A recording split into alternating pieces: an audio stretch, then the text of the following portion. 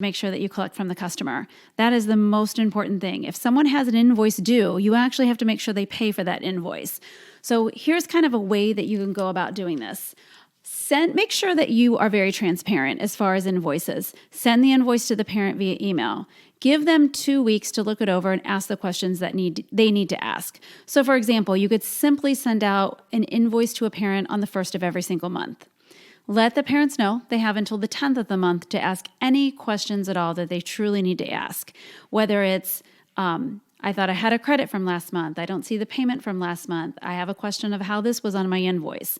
So what'll happen then is you have 10 days to ask all the questions you want, and they're not asking you on a day that's very busy at your business where invoices are actually due. On the 16th of the month, we actually run a report showing us outstanding balances. At that time, we send out an email to those parents stating, hey, your invoice was not paid by the 15th of the month. We're not sure if you simply forgot, if there was an emergency or whatnot, but we're going to give you a grace period till 3 o'clock that day. We need you to get onto the parent portal and make the payment at that time. If the invoice still shows past due by 3 o'clock, a $50 late fee is added to your invoice, and your child is considered on a sit list. Now, the sit list is literally something between myself and the coaches and the front office manager. It's not something that's listed out publicly. It's simply a list to the coaches to say, hey, these parents have not paid their invoice, therefore they've not paid for services. Therefore, that child may not participate in practice, tumbling classes, open gyms, dollar nights, or private lessons. So we do let the parent know at 3 o'clock, hey, your invoice still has not been paid.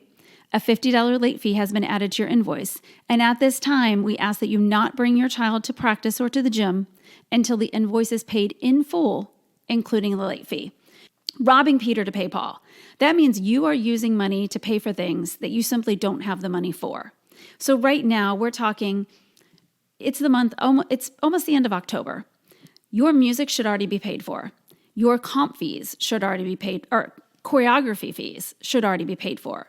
Your deposits, if not your full payment on uniforms, should already be paid for. That's money you've probably already collected at this point. So you want to make sure those invoices aren't sitting open. If you find those invoices sitting open and you know you've already collected the money, but for some reason you don't have it in your bank account, you need to find out what's going on. There's something going on with the business. Either your rent is too high and you don't have enough athletes or enough customers to create a budget that's doable. So you need to figure that stuff out. But if you're sitting with open invoices right now on music, choreography, and uniforms, and you know you've already collected the money, and the money is not in the bank account, you need to stop today and go back and redo your budget.